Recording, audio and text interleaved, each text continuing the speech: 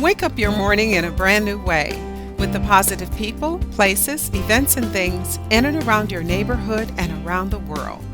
No matter where you live, your mornings are about to get better. It's the refreshing way to start your day. No doom or gloom, just bright sunshine no matter what the weather. Metro Magazine with Bonnie McDaniel. Inspiring, informative, intelligent, Ion. Positively the best way to start your morning. I'm Bonnie McDaniel and welcome to Metro Magazine. We are talking to a woman this morning who's on a mission to change the world one song at a time. Negleatha Johnson, who is known by many of her followers as Dr. J, is here to share her story about her accomplished music career, which began back in the early, or I should say the mid-1990s. And she has been changing and sending those words of encouragement one song at a time ever since. And so listen in as we talk to Negleatha about her journey. Negleatha, welcome to Metro Magazine. Yes. Thank you so much, Bonnie. It's great to be here. Good. You know, I've known you, I think the first time I met you through, we were at church and I heard your voice and I'm like, oh wow, this is interesting. And you invited me out to, I think it might have been your Full Circle was when I met you in the early 2000s. Probably the first one, A Life Poured Out, I'm thinking is when we met, probably mid-90s, I think. Maybe at our church. Okay. Probably, maybe. I'm not sure. It was okay, either somewhere Full in Circle, that time, or like whichever one. Okay, I understand. So, but I have been so inspired by the beautiful music that you put out there. I appreciate that. And we're going to talk about your music in just a moment, but I want to start out the conversation because part of the reason why I'm doing this series is to help to encourage young women who are coming up in music or in whatever field they're pursuing. Exactly. And there's always a story behind why people do what they do. I tell young people all the time that, you know, I didn't just show up here. Exactly. I had to travel. And along the way, many times, there are challenges, there are things that happen that really propel us to where we need to be in life. So talk to me. You grew up in North Carolina, so talk to me about your early years growing up. Yes, I grew up in Kinston, North Carolina, which is the eastern part of North Carolina, about an hour and a half from the capital, which is Raleigh. I'm the youngest of four girls, and my parents, especially my mother, was very insistent upon us taking piano lessons. As a young girl, she wanted to take piano lessons, but her parents were not able to do that for her. And so she insisted that we take piano lessons. And so, you know what, I'm glad you listened, because I remember, because my dad was a pastor, and every pastor's kid had to do that. And I wouldn't do it. See. And to this day, I regret it. So you were a wise woman to have done that. I loved music. And out of the four of us, there were two of us who really kind of pushed along with the piano lessons, and the other two took piano lessons as well, but maybe not as aggressively. But myself and my second oldest sister, we were very excited about going to Miss Amanda Smith's house to take piano lessons. Where did you focus was it classical, was it gospel? Where did you, you were kind of across the board? Kind of across the board, but with Mrs. Smith at the time, she was more church music. Gospel and the hymns. And she would always say, make sure you know a hymn, baby, in case you have to get to church and they need you to play. Sure enough, I think I know every hymn, so with her, it was more church music. And then shortly after then, as a teen or early teen, I started with Mr. Clifton Epps, who was our band director at high school, at my high school, and it was more classical music. But the thing about him was that he appreciated what I brought to that experience in terms of church music. And so he helped me to incorporate it all. So we just did everything. We did Roberta Flack, we did Bach, we did Edwin Hawkins. And so I think the beauty of that, though, Bonnie, is that with the music that I write, it's an influence. It's been influenced by all of those styles and all of those people. It's been influenced by Miss Smith and Mr. Epps and Roberta Flack and Edwin Hawkins, and I appreciate that because it's allowed me not to get tagged into any one type of church music. I mean, I do inspirational music, but sometimes it's Latin flavored, sometimes it's traditional, sometimes it has a Negro spiritual sound. So I appreciate having that varied a really diverse musical background. What do you think it was what was it about the piano that made you say, yeah, this is something I want to do? I was a really unique kind of kid growing up. I didn't maybe do some of the things that a lot of kids did in terms of like playing around. I was always real serious and kind of to myself a little bit quiet, contrary to what most people think. And so there was something about music, and especially writing music, that allowed me to express who I was. That was my true self. Didn't matter if you liked the song or not. It worked for me, and so it allowed me to express who I was. So I was really kind of drawn to that. And it never mattered to me the response that I got, because it was really about me enjoying what I was doing. Right. And so as a result of that, well, the funny thing, let me back up. So I started with music. But then there was a time when I decided music definitely was not what I was going to do. Okay. Because I always wanted to be taken seriously, and I did not want to be perceived as an entertainer. And so I wanted people to take me seriously. I'm like, not going to do music. So I went into higher education administration, and I taught at the college level, and I worked as an administrator and as a researcher. So that was going to be my life's work. You decided to go into higher education. I decided to take a whole nother path. Okay, so where did you attend college? My undergraduate was at St. Augustus College in Raleigh, North Carolina, which I did get a bachelor's of arts in music education. Okay. But then I left music, and like I said, I just thought, I just want to be taken seriously. I didn't want people to introduce me as an entertainer or as a performer, because I didn't see myself that way. But as God would have it, in 1996, God drew me back. And how did that happen? Well, he just honestly drew me back. Nothing bad happened. There was no, I got sick and then he drew me back. It was nothing. I was working, wonderful job, great paycheck, everything was going well. And I started to sense that there was something that was not connecting. That I was happy with what I was doing, but I didn't have necessarily maybe the joy that comes along with feeling that you've accomplished what you thought you were supposed to do. And I started to pray. And I started to ask God to help me to understand what was going on. And you never ask a question if you don't want the answer. Right. And I asked the question. You might be surprised. Exactly. And he gave me the answer, and this is the gospel behind it. God told me, he said very clearly, I need you to come back to the order that I have ordained for you. My path is not everybody's path, obviously, but I had to resign from my job. I resigned from my wonderful job that I loved, and I went home and just prayed and got before God and just sought him in a way that I hadn't before. And from that was birthed Life Waters Ministries, which is the ministry that my husband and I are co-founders of, which started out as music, and then it went to conferences, and then it went to the preached word, and then it went to retreats, and here I am. You bring up an interesting point, talking about the decision-making process that we all have to go through. Right. And I want to ask you a question for the benefit of young women or people in general who are listening to this interview.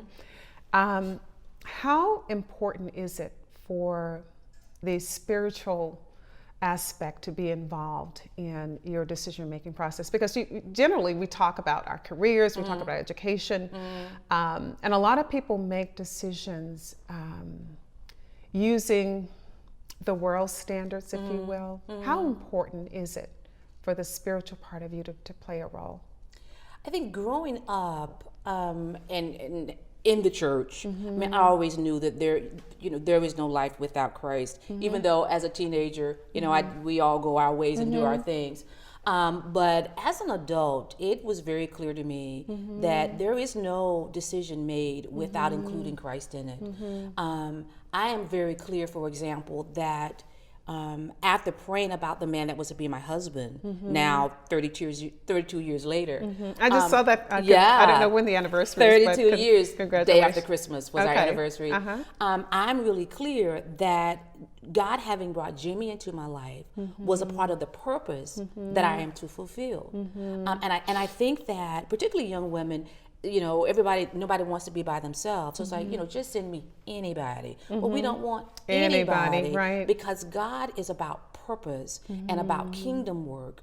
And so it was clear to me that I needed to pray for someone that was going to help to connect me to what God was going to have me to do, and that I would be a connection for that man in terms of what God would have him to do. So I've never seen any good come out of making a decision without involving Christ, whether it's matrimony, whether it's a career decision. And I know that our world tells us that there are these standards, that these things, these characteristics that we need to have, this profile that we need to meet in order to be successful. But for me, there is no success apart from Christ. And you know, it's interesting in you talking about the decisions and how you went about making decisions.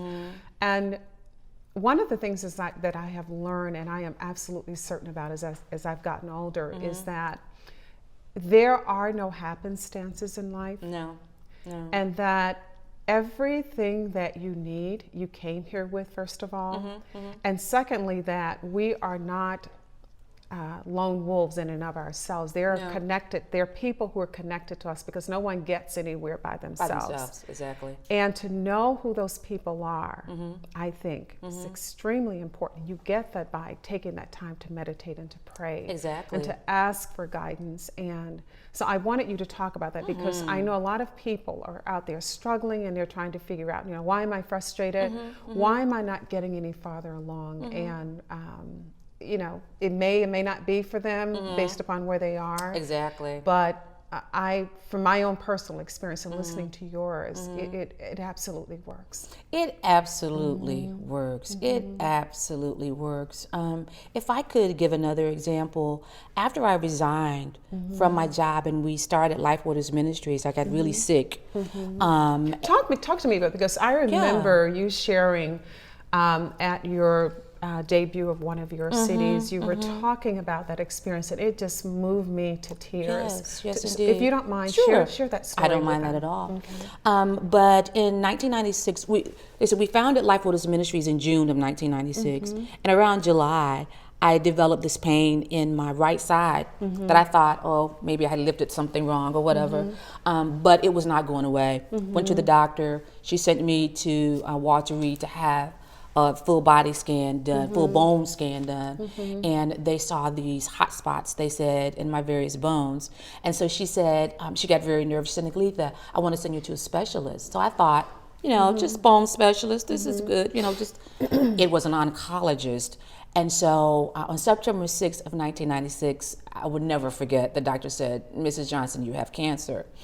And it was a really scary time, needless to say, because I had just resigned from my job about 9 or 10 months earlier. We were going full speed ahead with the new CD and with Life Waters Ministries, and I was very confused as to why this would happen at all, but especially at this time. And then they found masses on my liver, and it was just not a good situation. I was losing weight, but still singing, still tied into my purpose, and I would be in tremendous pain, still singing. And so October 1st, I went in to have a liver biopsy done. They wanted to kind of confirm and see what type of cancer it was, because they were sure that it was cancer. When I went in, they could not find not one of those 3 masses that they had seen earlier and that they had just shown me prior to the liver biopsy. They looked. I spent hours at Bethesda. They could not find. This was in 1996. This was October 1st, 1996. They could not find it, and then the doctor was like, "We cannot find, cannot find these masses." And then my oncologist said, "Well, Mrs. Johnson, you've had a miracle." And this doctor did not necessarily believe in miracles. And I told him, I said, "Yes, indeed." He said, "But we still want to do a biopsy of the bone because they had found some suspicious things in the bone as well, which was what was causing the pain." And I went in, I had a bone biopsy done. October 19th, he called me. It was a rainy Saturday morning. I would never forget it. And he said, "There is no cancer in the bone." And that was just a month after they were sure that that's what it was. Wow. God took total care of it. And I lived with that pain actually for many years afterwards. And I started to look at that pain as a reminder of what God had done, and that his grace was sufficient for me to do what I needed to do, as long as I stood on him, acknowledged him, and the pain did not stop me. Most of the time when I was singing, particularly in the first probably 10 or 15 years of our ministry, it was through a lot of pain. And it's actually, Bonnie, just the last year or two that this rib started to ease off. Wow. Wherein the pain was not an So they were never able to determine why you were still in pain? No, never were able to determine. Wow. No. Wow. Now you talk about, I love how your eyes light up when you talk about your Jimmy. Yes, it did. So talk to me about that relationship, because I think these women out here need to hear about Jimmy and how you guys met. Yes, indeed. Yes, and indeed. I know you were a military family. So we're a talk military a little family. bit about that. Yes, indeed. Well, the beautiful thing about it is, this past Monday, I was the Martin Luther King speaker at St. Augustine's Church in Kinston, North Carolina, my hometown. And I was so very honored to be there, because that was the church where I first saw Jimmy. Okay. When I was in the 8th grade, he was in the 9th grade. So tell me about that. Well, he was there visiting his aunt, who was my choral music teacher that I loved. Winona Epps, just loved her. She's since passed. And Mrs. Epps, she was Mrs. Rim at the time. She would play the organ. I would play the piano. And Jimmy would come and visit her, because he lived about 45 minutes from me. And I saw him, and I thought to myself, what a guy. He had on this nice little suit, and he looked very serious. Even as a 9th grader, he looked as if he says, you know what, I'm going somewhere. Right. And so I dated other people, so did he, throughout our high school years. And then when I got to college, I transferred my sophomore year to the University of North Carolina, Greensboro, and he was at North Carolina A&T. And I told a friend of mine, a young man, I said, I'm gonna go to A&T, and I'm gonna find Jimmy Johnson. And so I got him. He made quite an impression. Oh, yes, indeed. And I always knew where he was. I kept up with him through his aunt. I would always ask him, Miss Rim, how's Jimmy doing? Although I was, dating other people, but I kept up with him, because there was just something about him. And so, long story short, this friend of mine, I said, let's go over to A&T, see if we could find Jimmy. And I was going straight in my little brown Capri. And I said, yeah, I'm looking for James G. Johnson, to the guy that was riding with me. And he said, well, there he is over there. And I said, no. Wow. I said, no, that's James D. Johnson. And as I said James D. Johnson, my Jimmy, James G. Johnson, came right in front of the car. I almost hit him, because I was looking that way, and he was coming in. And I said, there he is right there. No, and so I blew the horn. I said, Jimmy, I said, you remember me? I'm Negleatha. And he's very laid back, very, kind of, nice and calm. And he said, yeah, I think I remember you. And I said, well, here's my telephone number. I said, I go to the University of North Carolina, Greensboro now. I said, a lady on a mission. Oh, I was on a mission. And so that was August of 1978. Okay. And December, finally, he called me. He is not a man that moves quickly, and he's very intentional, very deliberate about what he does, and he's very serious. So in the meantime, he prayed and told God, I'm looking for someone that I can be serious about. Now, what year were you in at that time? I was a sophomore in college, and he was a junior in college. So he had these different girlfriends or whatever, and he said, I'm looking, God, for someone that I can be serious about. So he called me, and he came over the next day, and we started, that was in December, and so we started dating December 26th of 1978, and we got married 3 years to the day from that day. And we have 32 years later, here we are. We have traveled throughout the United States.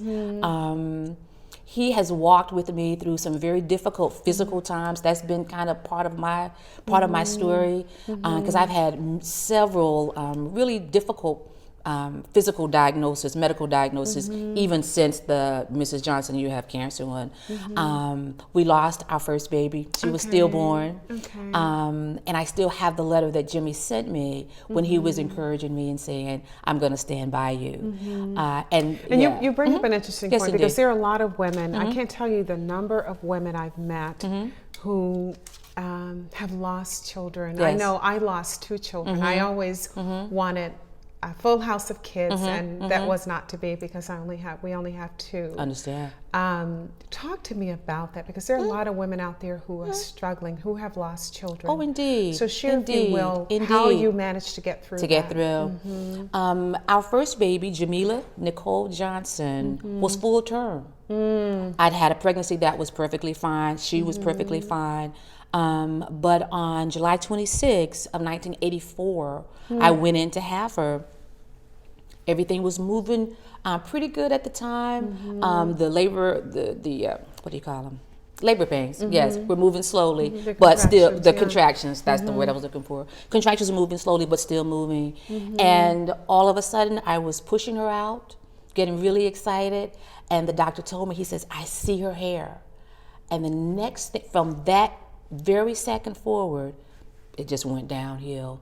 They had to deliver her by way of forceps, and they were not able to resuscitate her. Oh my. And we had autopsies done. Nothing was wrong with her. Nothing was wrong with me. And it was a very difficult time. And you talk about your faith and the fact that you have asked God why.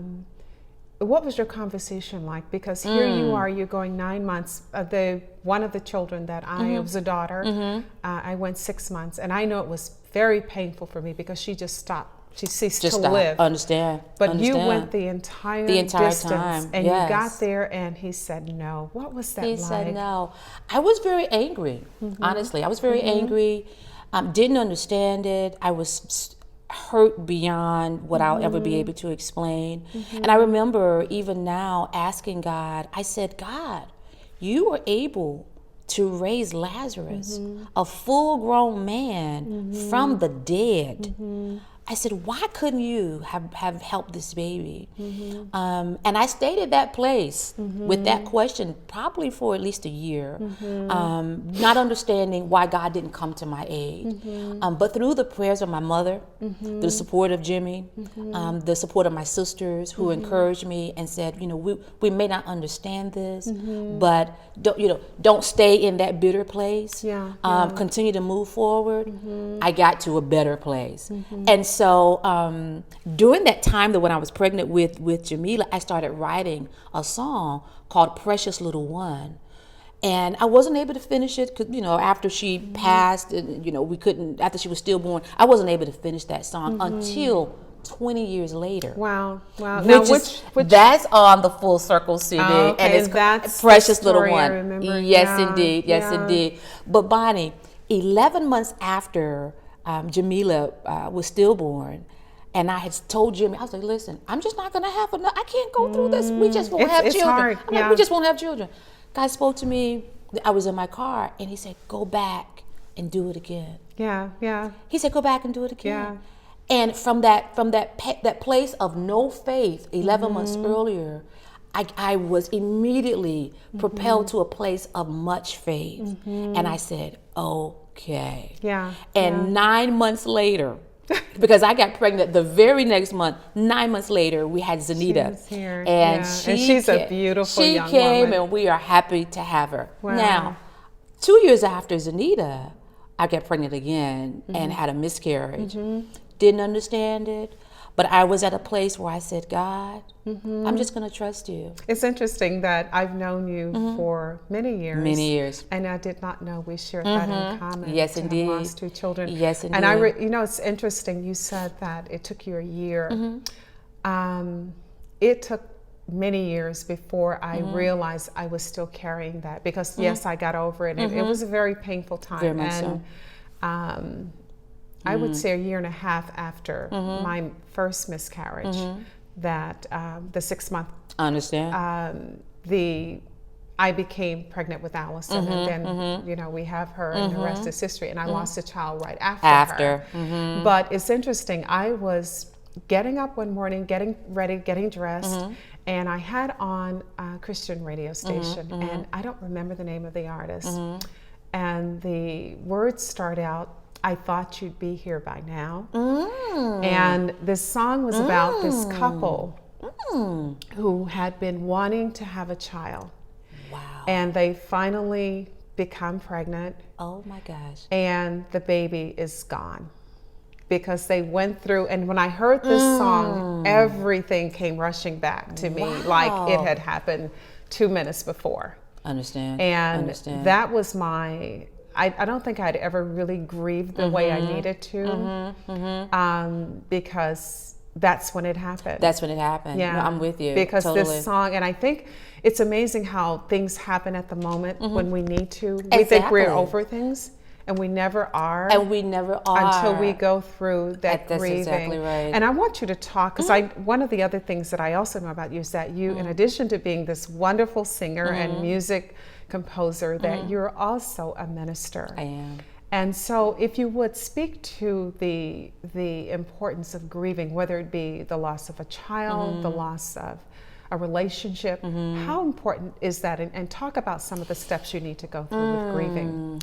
Grieving, well, let me go back. I think sometimes that those of us who are in the body of Christ, who have accepted Christ as our personal Savior, I think sometimes feel that we're not supposed to grieve. Right.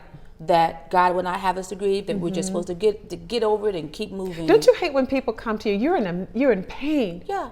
And you are, something terrible has happened to you. And it's like, oh, get over it, or He's got you. Where's your faith? And it's like, we're not talking about that right now. I am hurting. We're not talking about that right now. So I really want you to talk about why people need to grieve, because it's part of the healing. It is very much a part of the healing. And I think that first year after we had lost, or that 9, 10, 11 months after we lost Jamila, I did not grieve as I should have. I kept telling people, oh, I'm okay, I'm okay. I went straight back to work. I was encouraged to go to a support group, of which I cannot remember the name of it now. I wish I could, Lord knows. Didn't go. It's like, oh, I'm okay. It's all right. I got it. I went on and lost all of my baby weight, got back in my clothes. I thought I'm okay. But what happened, because I really did not grieve as I should have, my physical body went through a lot of changes. I started to have all kinds of stomach problems, all kind of really weird, just body aches, headaches. And because I had not grieved, I totally believe that emotional pain was finding places within my body to go. And stress, it really does take its toll on your it would take its toll. Yeah. Most definitely. And it took me a while, honestly, to understand that it was okay for me. Like I said, I already was a little bit angry with God as a result of it. You know what I mean? So I had the anger piece, but I had not really just sat down and just cried. I had cried, but not just cried my eyeballs out the way I needed to get to a different place. And for me, that's where the music comes in, because so much of what I was feeling, I poured it into music, because I didn't really know what else to do, because I had not been taught how to grieve. I had really been taught and had been encouraged that if you're in Christ, you're not supposed to grieve. And that is absolutely you just trust not God, and the you truth. just, and people will tell you all kinds of things. I heard some really, hurtful things that people said, but they were well-intentioned. And what I learned from that is that when people are going through difficult times, we don't always have to say something. Sometimes all you need to do is listen or hug. Listen. Yeah. The ministry of presence sometimes is much more valuable than saying, well, God knew what he was doing. Yeah. Or in my case, something might have been wrong with the baby anyway. Who needs to hear that? Right. You know what I mean? Yeah. And so that didn't help me at all. But how it did help me was, as I became a minister, to understand what I didn't need to say when other people were going through. And we're going to stop on that note just for a second. Sure. And we're going to come back in a moment to hear more about how Negleatha is using her music to minister to people. Amen. We'll be right back with more Metro Magazine. Amen.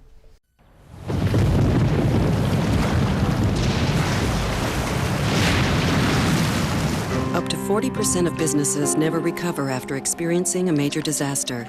Make a plan at ready.gov/business. And welcome back. We're here with Dr. J, if you're just joining us. Everyone calls her Dr. J, but her name is actually Negleatha Johnson, and she is doing an amazing work in changing the world through her music. And when we went to break, we were talking about grieving and how important that is. And I thought about something I read recently that I want to share, and it can parlay into the furthering the discussion. Okay. There's a show on television, and I don't want to give a big plug to it because I have a lot of issues with it. However, it's on television. A lot of people are watching it. Okay. However, the important thing I learned about reading the backstory was that you don't judge. Why? Exactly. And so that was my takeaway. Sure. And it's a show called Being Mary Jane. And I read the other day, yesterday actually, the backstory. And the point I want to make is you were talking about being there for people who are going through things. And the thing that disturbed me about this woman, very highly successful woman, was the fact that there was a spiral, downward spiral that happened in her life. And she was alone. And she died and had been dead for 3 years, and no one missed her. Oh my goodness. Oh my goodness. How horrible is that? Indeed.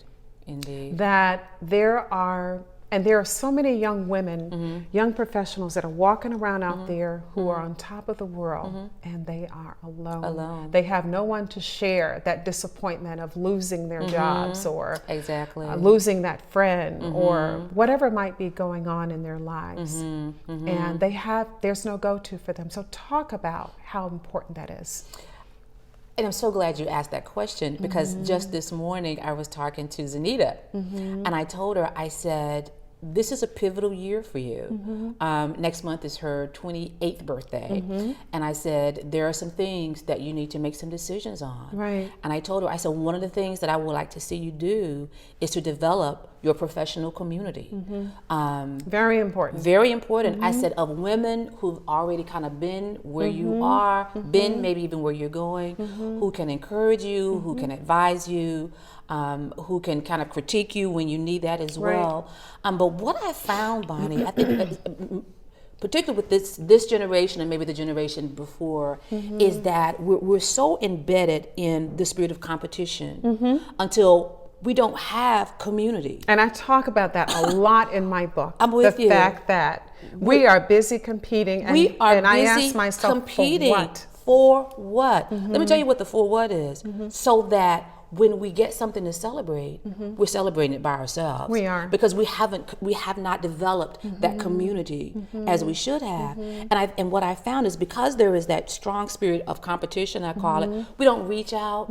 I don't try to help you, you don't try to help you, not necessarily us. I'm just using this as an example. You understand what I'm saying? And I don't tell you about what's going on because they may call you and not call me. Right. And that's not the way it used to be. Very bad spirit. Very bad spirit. And growing up, for me, it was all about the community. It was all about the community. So much so until I remember in my little hometown, if someone got a new car, you would take that car around the town and let other people ride in it. Right. So that they could experience the joy of what you had you understand And what it I'm was saying? not about showing off. Was not about It was showing about off. let me share. Let me share. And through sharing, you're encouraged. You're encouraged. You know that, hey, she did it, I can do it too. I can do it too. I can do it too. But we don't have that now because I think we have totally bought in to that I need to compete with you because I need to get ahead of you instead of saying, let's do this together. And you know what, that distresses me so much because I know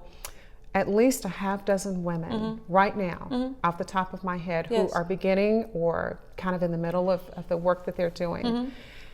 And it's a struggle for me because I'm a helper. Yes, indeed you are. I am a helper bee. If I see someone over here and someone over here and they have something in common, well, you're going to find me in the middle. I got to connect them because that's what I do. And I understand how important that is because that is what's been done for me. I grew up where people reached out and they helped. And you don't worry about whether or not she's going to be on the news and you aren't. And you're not, exactly. That wasn't the point in the first place. No. And so I have such a challenge before me because I'm like, God, I want to help this person, but I don't know what she's going to do with it. Is she going to then understand that she then needs to pay it forward to the next person? how is she going to receive it? Is she going to know that it's not about her, it's about the work she's doing? Exactly. And I struggle with that so much because of the spirit that a lot of, unfortunately, I don't want to say this, but a lot of the women that I know and I run into in my travels, they have that. And it makes me really sad. So talk more about that. And I think, though, Bonnie, a couple of things. One, I think that spirit of competition comes in when we do not believe that God is big enough to take care of us all. And this is a big world. It is a big world. I have a book. If I were to sell this book to everybody on the planet, there would still be room for more. For more. Yeah. But I think that whole competitive thing comes in because we have not gotten to the place where we believe that there is enough for us all.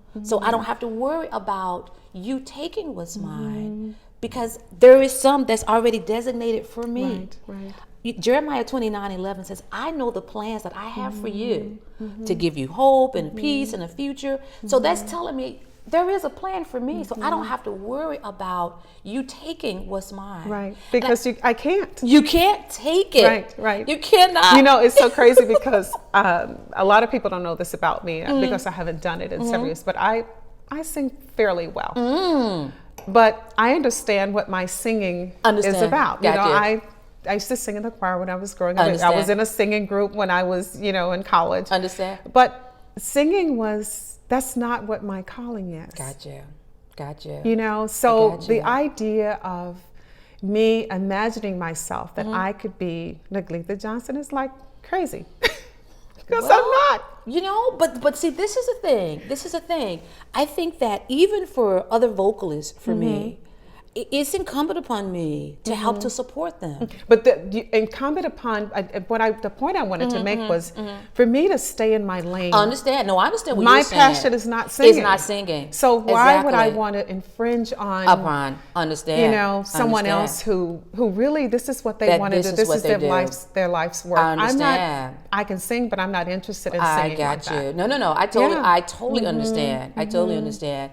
And if I think as a community could help others to understand that we are here to connect, that we are connectors, right? You know, that is part of what we do. I'm sure that there were other people during the time of Christ who said that they were Christ too. Christ wasn't worried about it because he knew who he was, right? And that's all that matters. Exactly. So I don't trip over anything that anybody else is doing. Right. I can celebrate them. I can attend. I can send other people their way if I can, because.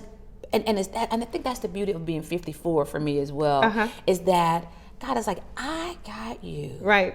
So don't you worry about anything or anybody else. Exactly. You know, I'm not going to withhold anything good from you. And you know what? When you stop chasing people and chasing opportunities, it's amazing what shows up at your door. It's amazing what happens. Just do your work. That's all you have to do. Just do your work and do it the way that God is giving you. Right. You know, I don't feel like I have to sound like anybody else. Right. I don't have to try to sound like Shirley Caesar, Yolanda Adams.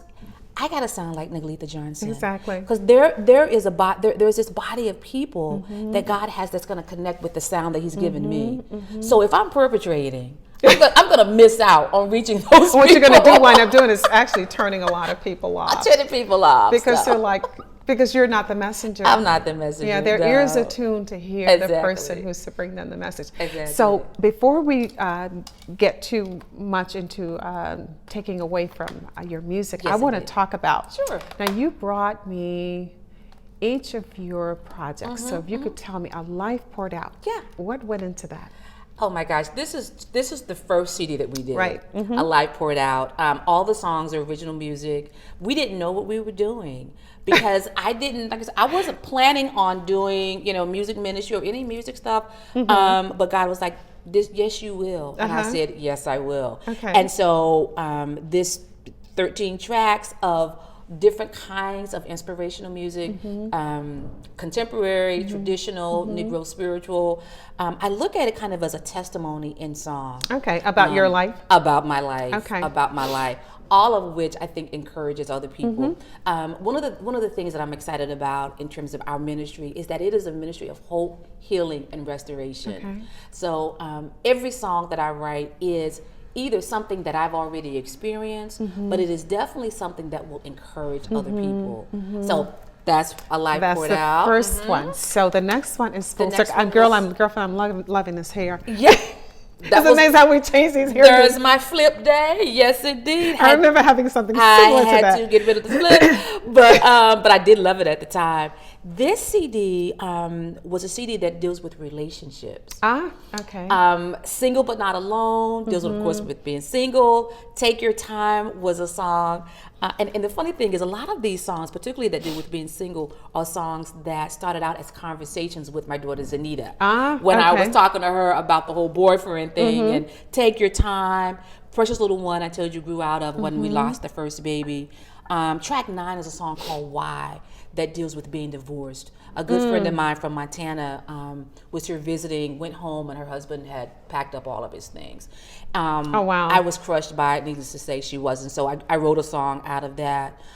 Heal Our Family talks about a family that's got it going on, beach house, whole lot of cars, but they've strayed away from Christ. So this is kind of my relationship CD. Okay. And this one, I love this. I think it's because of all the pink. All the pink, yes. Yeah, indeed. and you know, it's something interesting.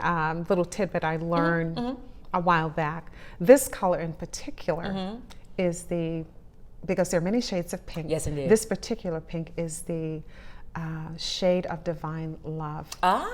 Did not know that. I didn't know that until someone saw the color of my kitchen, and I was talking to her, and she happened to know about color. She taught color in as a professor in college, and I said, I love this color because I feel like someone's hugging me. And that is wonderful. That is good she to said know. the reason you feel that is because this particular shade of pink is the color of divine love. And I was like, okay, that explains it, because I'm very affected by color. I did not know that. Yeah, that particular shade. Did not know that. Well, this is The Latter Rain. And The Latter Rain, my mother would tell me when I was growing up that her latter days, that God had spoke to her, she says, Negleatha, my latter days will be better than my beginning. I didn't understand what she meant growing up, but about maybe 8 years ago, I got a revelation of what that meant, that there was a time, and, you know, in our basic understanding, we feel that as we get older, that things will just get worse. Talk about that, because there's a lot of women out there who are just starting out, who just discovered who they are. And sometimes it takes you 50 years to get there. Sometimes it will take you 50 years. You look at Martha Stewart, you look at... so many women. What's my girl? Oh my gosh, French chef. I can't even think of her name right now. Giada? No. She's gone. She's since gone. She died when Julia Child? Julia. Thank you. Yeah. She started out in her 50s. Paula Deen. Yes, indeed. A lot of people started out in their 50s. So talk about what that means. Yeah. Well, with this CD, it was God's reminder, because I probably was just turning 50. I think when we released this, 2009. Yes, just turning 50. And was having those similar, well, God, I'm turning 50. There's some things I haven't done yet. He was like, don't worry about it. Yeah. And he reminded me what Mama said, your latter days will be better than your beginning. Sure enough, the title of this CD is The Latter Rain. And what that means is that rain of health, of joy, of peace that comes later in life versus maybe at the beginning. Because I just shared with you, there were some difficulties with the babies and with some health things in the beginning that I really thought was going to be my story. But God is like, no, that's a chapter in your book, but it's not going to be your story. Right. And so The Latter Rain talks about these things that come about in this stage of life. There's another song up here called A Better Place. And it starts out, I had to wait my turn. I had to wait my turn. Okay. I had to wait my turn, because I can sing it, but I can't talk it. So sing it. Oh, let me see if I can remember this. Okay, it says, okay. I had to wait my turn for the promises God said belong to me. Lessons I had to learn, that my faith was not about what I could see. But somehow along the way, things turned around, and the treasures I had lost have now been found. And it goes on. Wow. And it goes on. Beautiful. But it's that story. Getting my own private concert this morning. It's that song, the story that says, I thought I had been forgotten about. Right. And God was like, no. Yeah. You had to wait your turn. Yeah. It wasn't time for you yet. Yeah. And so all of these songs kind of are around that whole notion of it's not too late for you. And sometimes too, if I think about myself and some of the things that I'm doing now, yes, and I asked God for it years ago, and I think now, having the wisdom I have now, oh my gosh, I would have messed that up terribly. Yeah. I wasn't ready for some things I thought I was ready for. Yeah, you have to prepare yourself so that when you go there, you really live it to its fullest. You live it to its fullest, and you have the integrity to keep you there. You will not let that place of upward movement make you crazy, and now you're making decisions that's not pleasing to God. Yeah. So I could see where God was like, no, I need to grow you up some more so that your integrity will keep you to the place where I'm sending you. I like that. So I'm cool with that. Yeah, this is, as I said, this is my favorite, I think, because of the cover. Of the color, and indeed. Yeah, it's gorgeous. And now we come to your current project. Indeed. Luke chapters 1 and 2, and I have been intrigued by the title of this, and it's, what is this? More than a season. More than a season. Talk about this latest project. Indeed, this project, my goodness, Luke chapters 1 and 2. I thought at first it was going to be just a regular Christmas CD filled with tracks of Christmas music, which would have been perfectly fine. But that was not what God led me to do. And what God spoke to me in my private time and said, let people know about who I am throughout the year. And so for people who don't know where to go in the Bible to learn one of the accounts of the birth of Christ, Luke chapters 1 and 2. Okay. So they can never say again, they don't know. It's right here on the CD. Okay. So that's where the title came from. It was my way of letting people know this is where you can go to learn a wonderful story about the birth of Christ, about a young girl named Mary, about Elizabeth and Anna and Zacharias and a man named Joseph who took upon himself a bride who came with some issues by the name of Jesus. And so this chapter, I mean, the title of this CD was designed to let people know where they can go to find this. But this CD, Bonnie, came out of a time when I didn't think I would be able to write music again, because I'd had this fall horseback riding. I remember seeing some mention a lot of people that. don't know the details, and I'll just kind of make a long story short. I had fallen. I'd taken Zanita horseback riding for her birthday, and this was in 2012, and I fell. I had never been horseback riding before. My horse took off after her horse, who was galloping, and our horses were supposed to be just slow, basic. Were you afraid when you got on the horse? I had no fear. That's interesting, because normally the horse can sense. Yeah. I was not afraid. And he was just spunky. I was so proud of myself for not being afraid. And I told Zanette, I said, you know what? I'm feeling good on this horse. And her horse took off, and I was so afraid for her at that moment. My horse took off, and when my horse took off, I fell. And for the whole, that was February of 2012. For the rest of the year, I suffered with a really bad concussion. I suffered with PTSD. I had a traumatic brain injury. I lost a lot of weight. I was hypersensitive to absolutely everything. The sound of a fork against the plate, my stomach was shut down. Being in the dark, being in the light. Oh my goodness. Too much sound. So I stayed in the house for the good part of a year. Why do you think that? What happened while you were there? Let me tell you what happened while I was there. First of all, that was probably at that moment the only way that I was going to get quiet, because I was moving like a mad woman. Because again, there's something about as you have these birthdays, you feel like you gotta go like this, and that's not necessary. Right. And so I needed to slow down. Could there have been some other way to get me to slow down? Maybe, probably. But you know, I got your attention. It got right? my attention, and I slowed down. I was able to hear from God in a different way. I was able to learn in a way that I hadn't before that God is all sufficient in my life. Like I said, I was there because my husband had to go back to work, so he couldn't just stay home with me for the whole year. Zanita was at work, so it was me and God and the dog, and Jackson, which is Zanita's dog. And I learned how to be okay while I waited for this healing. And that's hard, isn't it? Waiting is the torture. It's very hard because I didn't know when I was going to get better. Right. And I didn't really know, Bonnie, if I was going to get better. And I had tremendous anxiety. Singing, trying to sing, standing up in front of people, all of a sudden was impossible. So I thought to myself, am I never going to get to do this work again? Well, during the time, at night when I would wake up with this tremendous anxiety and this PTSD, as if someone had said boo, and I would wake up totally startled, I would slide off my bed and start to pray. And I would read Psalm 77. And in Psalm 77, there is a part that says, "You have been my song in the night." And while I would be on my knees, God would give me these pieces of songs.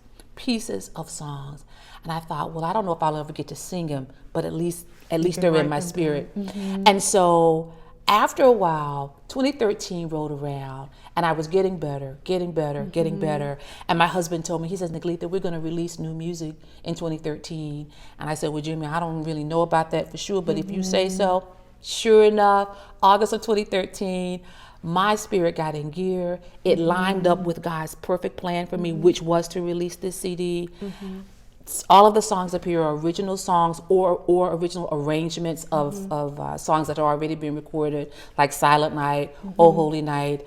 And God allowed me to take some of those pieces of those songs that he gave me, my song in the night, and use them in this CD. Wow. And I was is that the title of one of those songs? No, okay. Shouldn't it be though? My song in the night. Yeah, wouldn't that have been good? Title. Hey, maybe that's it's coming. Forthcoming.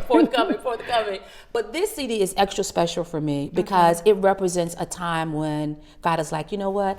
Yeah, you went through that difficult time, but this is what came out of it. So here you go. We are going to be doing some touring later. I think I shared with you earlier before we got started. You mentioned that you're going to Italy. We're going to Italy. Now, what's the connection there?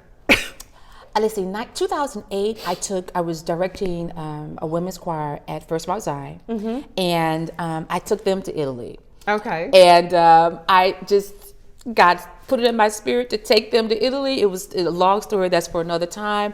However, and I thought we were going to Austria actually at first. And after much prayer and direction, after almost 2 or 3 years actually of prayer and direction, God said, no, we're going to go to Italy. Okay. And so I found a connection through the Baptist Union in Richmond, and they connected us to some people there. Okay. And the minute they got the email about us coming, they had just sent an email to the Baptist Union wanting someone to come. Yeah. So that worked out. Going back to that comment I made earlier about you don't have to chase things. You don't have to. They do. Show up at they your do, front and door. They connect so perfectly. Wow. And as a result of that connection, we have maintained that friendship with the people there in Italy, and we've been back several times. And you know, that's interesting because I do. I sit on the board over at George Mason for their music. It's the Friends of Music for their music department, and there is a Patricia Miller who is over their vocal school there, goes to Italy a lot in the summer to train students from different countries, and I never knew the connection and the love for our kind of music. Most definitely. We get a very warm reception. We've made tremendous friends there that we stay in contact with. So it's so much more than just kind of a music. It's we just love each other. I mean, when I go there now, I'm like, I feel like it's my second home. I feel very much at home that far away from home. Wow. So we would be there the end of November, early December of this year. Just in time for the holiday. Yes, indeed. So I'm excited about it. We're going to take a quick break, Sure. and when you come back, I'm going to put you on the spot and ask you to maybe give us a couple of tunes from this. Sure. We're going to go to break just for a moment, and when we come back, she's going to sing again, y'all. Stay tuned. Stay tuned. When you throw away money on wasted electricity, you're throwing away everything you could have bought with it. Saving energy saves you money. And we're back with Dr. J, and she's going to be singing some more for us this morning from her brand new CD. It's called Luke chapters 1 and 2. And when we went to break, she was talking about some of the international travel that she's going to be doing, heading to Italy later on this year. And I am going to ask I don't know if you've had a chance to choose something from the CD that you'd like to maybe give us a little taste of. Yes. Most definitely. I'll do a little taste of Your Grace. Okay. It's track 10, and I wrote this song as hopefully a beacon of light for people who had a bad year last year, but they saw how God brought them out, for them to be reminded that even with this year, as they go through difficult times again, because that's the way life is sometimes, that the same God would be with them to get them through. So this is Your Grace. Yes, indeed. Let's see. Your grace is sufficient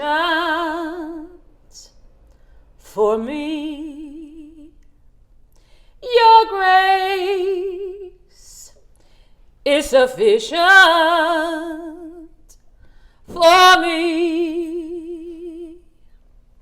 Here in your presence is all that I need. Your grace is sufficient for me. How can people get in touch with you in terms of reaching out to you to maybe sing and speak? Sure. Our ministry is Life Waters Ministries. We have 2 websites. You can reach us at www.negleathajohnson.com or www.lwministriesonline.org. Our ministry telephone number is 703-425-4321. Either one of those ways, you can reach us. We are working on our schedule for 2014, so feel free to reach out to us and we'll reach back. But I am extremely excited about what God is doing through this ministry. And thank you so much. And I'm excited about what God is doing through you, because you've been faithful to who God has called you to be. You haven't been perpetrating, you've been Bonnie. And so, and I appreciate that. Thank you for that. Thank you. Thank you. On that note, did you get the pun? That's good, Bonnie. We have come to the end of another Metro Magazine, and I have had a wonderful time hanging out with Dr. J this morning. And if you're a woman out there who has a compelling story that you'd like to share with our viewers, we would welcome the opportunity to talk to you. This is Bonnie McDaniel with Dr. J, and I will catch you on the flip side. Have a wonderful week.